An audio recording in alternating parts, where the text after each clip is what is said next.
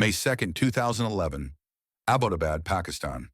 Two helicopters cut through the darkness, flying low under the cover of night, carrying 23 of America's most elite warriors.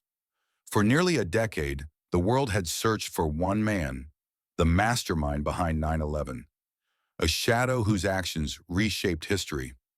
Intelligence pointed to a mysterious compound hidden deep inside Pakistan, a place watched tirelessly by the CIA, debated at the highest levels of government, and prepared for relentlessly by the men of SEAL Team 6.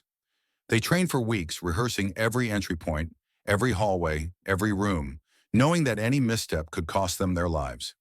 At 11 p.m. local time, two stealth helicopters rose from the deserts of Afghanistan, beginning a mission the world would not learn about until it was over. As they approached the target, disaster struck. One helicopter went down inside the compound, but the mission didn't stop. It couldn't stop.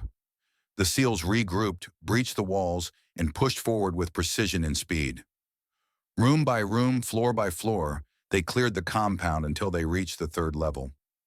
There, in a dimly lit room, the world's most wanted terrorist stood behind a woman, using her as a shield. In a split second, one SEAL stepped forward and made the decision he had trained his entire life to make: two shots to the head, one to the chest.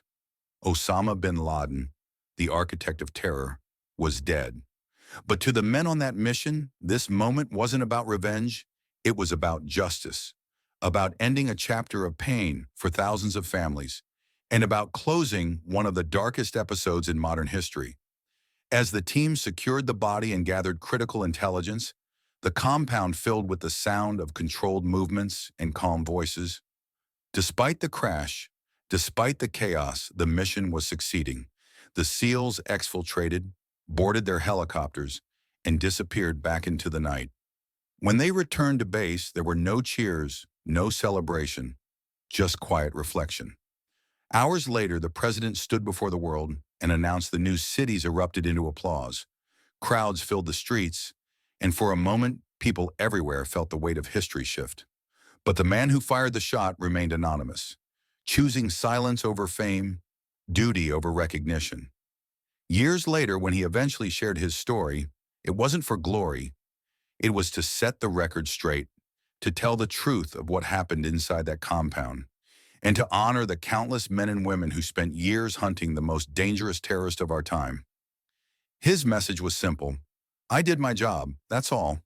Behind the headlines and the heroism is a reminder of what service truly means. The willingness to walk into danger so others don't have to.